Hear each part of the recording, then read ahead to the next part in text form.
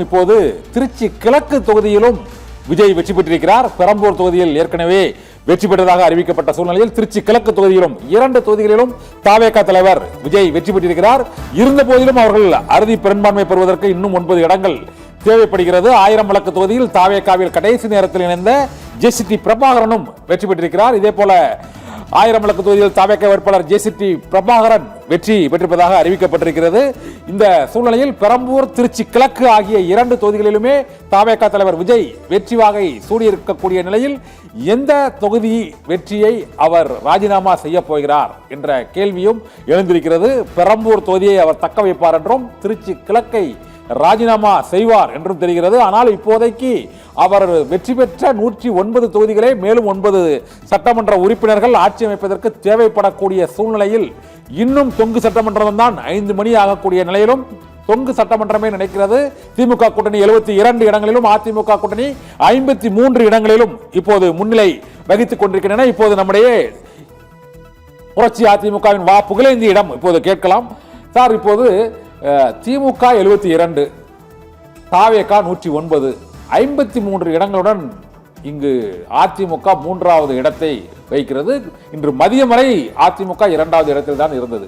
இந்த சூழ்நிலையில் அதிமுகவின் எதிர்காலம் என்பது தமிழக அரசியலில் எவ்வாறு இருக்கும்? 10 ஆண்டு கால தொடர் வனவாசம் என்பது இப்போதுதான் அதிமுகவிற்கு ஏற்பட்டிருக்கிறது என தெரிகிறது. ஏனென்றால் 77 ஆட்சி பொறுப்பை எம்ஜிஆர் கைப்பற்றியதிலிருந்து தொடர்ச்சியாக 5 ஆண்டுகள் ஆளும் கட்சி, 5 ஆண்டுகள் எதிர்க்கட்சி என்ற சூழ்நிலையில் தான் இருந்தது. ஒரு 10 ஆண்டுகளே திமுக அதை அனுபவித்திருக்கிறது. ஏற்கனவே அடுத்த 5 ஆண்டுகளுக்கு ஆட்சிக்கு வந்துவிட்டது. முதன்முறையாக அதிமுக 10 ஆண்டு வனவாசத்தை இப்போதுக்கு வனவாசத்திற்கு செல்கிறது. அடுத்து என்ன நிகழப் போகிறது?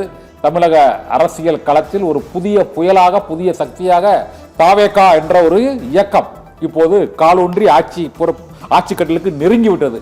இந்த நிலையில் அதிமுக நிலையில் என்ன ஆகும்? பாரதிய ஜனதா கட்சி கூட்டணியுடன் அவர்கள் கூட்டணி வைத்ததால் இத்தகைய சூழ்நிலை ஏற்பட்டதா, அல்லது எடப்பாடி பழனிசாமியின் தலைமையில் அதிமுக தொண்டர்களுக்கு நம்பிக்கை முழுமையாக இல்லை என்று கூற முடியாது, ஆனால் ஓரளவுக்கு இருக்கிறது என்பதுதான் இந்த முடிவு காட்டுகிறது. நீங்கள் எப்படி ஃபீல் பண்றீங்க? அதிமுகவின் 10 ஆண்டு வனவாசம் எதை நோக்கி செல்லும்? நீங்கள் உங்களது கருத்துக்களில்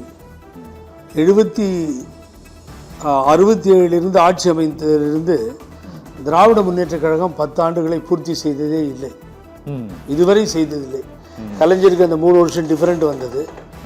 ஆகவே இப்பொழுது செய்வேன் என்ற உறுதியோடு இந்த மாண்பு முதல்வர் அவர்கள் சொல்லி எல்லாம் செஞ்சிட்டு இருந்தார்.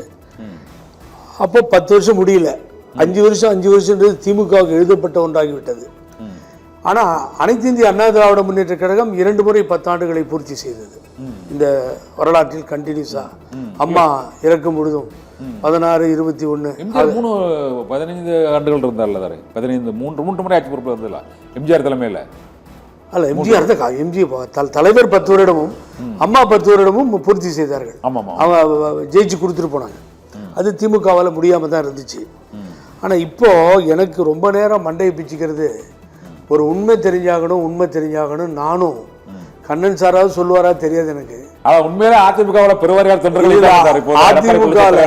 இன்னும் பழனிசாமி தலைமையில ஒரு 50 கிராஸ் பண்ணி வந்துட்டு இருக்கேன்னு சொல்லி ஒரு 4-5 மணி நேரமா நான் மண்டையை பிச்சுட்டு இருக்கேன். இது எப்படி நடக்குது எனக்கு தெரியல. ஏன்னு கேட்டீங்கன்னா, இன்னொரு பெரிய ஆச்சரியம் வேற நடந்திருக்கு. மயிலத்துல பார்த்தேன். இப்போ வெற்றினார். அவர் 9th கேட்டுட்டு இருந்தாரு, அவர் ஜெயிக்கிறாரு. பாவாடை கேட்டவர் காணாமலே போயிட்டாரு. 10,000 ஓட்டோ 16,000 ஓட்டோ கேட்டார். திண்டுக்கல் சீனிவாசன் போயிட்டாரு. ஆனால் ஒரு ஒரு எதிர்கட்சி தலைவராக அவர் நடந்து கொள்ளவில்லை. கொரோனாவிலேயே சிஎம் போயிருக்கணும், அதுக்கு முன்னாடி பாலிடாயில் குடிச்சப்பயே துணை முதல்வர் செத்து போயிருக்கணும். ஆகவே இந்த அதிகாரிகளை பழிவாங்காமல் விடமாட்டேன், நான் ஆட்சிக்கு வந்தால் நடந்தே நடக்கும் அப்படின்லாம் போய் எலெக்ஷனில் நின்று கண்ணா பின்னான்னு பேசி KA செங்கோட்டையின் சம்பந்தமாக ஒரு லேடி கம்ப்ளைண்ட் கொடுத்தது, நான் ஃபைலில் நான் எடுத்து வச்சுருக்கேன் அப்படின்னு. இவர் எப்படி ஃபைல் எடுத்து வச்சுருக்கான்னு தெரில. அந்த ஃபைல் இப்போ வந்து ஸ்டாலின் இருந்துருக்கணும், முக ஸ்டாலின் கொஞ்ச நாள். அந்த ஃபைல் இப்போ விஜய்கிட்ட வருமா? இது என்ன தமாச்சா என்னன்னு புரியல. 13 பேர்த்த தூத்துக்குடியில் சுட்டப்போ டிவியில் பார்த்தேன்னு சொன்னவர் இந்த ஃபைலை மாத்திரம் ஏன் எடுத்து பத்திரப்படுத்துகிறார் புரியல. ஆகவே நீங்கள் ஒரு கட்சியை வெற்றி பெற செய்ய முடியவில்லை. 10 தோல்வி, இன்னும் 11வது தோல்விக்கு போயிட்டாரு. ஆகவே எப்பொழுது இந்த கட்சி வெற்றி பெறும்? இனி இப்போ ரூட்டு மாறிடுச்சு. DMK ADMK, ADMK DMK, DMK ADMK, இந்த களமே மாறி டிவிகேன்னு வந்த பின்னாடி இனிமேல் பழனிசாமியால் என்ன செய்ய முடியும் என்பதுதான் கேள்விக்குறி. இப்பொழுதும் நான் கடுமையாக உங்களிடத்தில் பேசிய காலங்கள் உண்டு. ஆனால் இது தேர்தல் நேரம், முடிவுகள் போய்கொண்டிருக்கிறது. அந்த தலைமை மாறினால் அதிமுக எனது அன்பு நண்பர் சொன்னது போல இருக்கும். அன்பு அது தப்பிக்க வேண்டும், அது ஆட்சிக்கு வர வேண்டும் என்றால் இந்த தலைமை முதலில் ராஜினாமா செய்துவிட்டு தவறை உணர்ந்து அவர் வெளியேறினால் அதிமுக காப்பாற்றப்படும், எதிர்காலம் உண்டு. இவர் தலைமையை அதை பிஜேபி பார்த்துக்கோங்க சார். இப்போ களத்தில் இறங்கிடுவாங்க. அவங்க நேராக ஸ்பெஷல் ஃப்ளைட் பிடிச்சி வந்து இந்த பிரச்சனை அந்த பிரச்சனையெல்லாம் சால்வ் பண்ணுவாங்க. அதில் பழனிசாமி தூக்கிட்டு ரொம்ப வேண்டியவர் வேலுமணி இருக்காரு, அவர் உட்கார வச்சுட்டு போயிடுவார் திரும்பி சாயங்காலம் ஃப்ளைட்டில். அதுவும் நடக்கும்.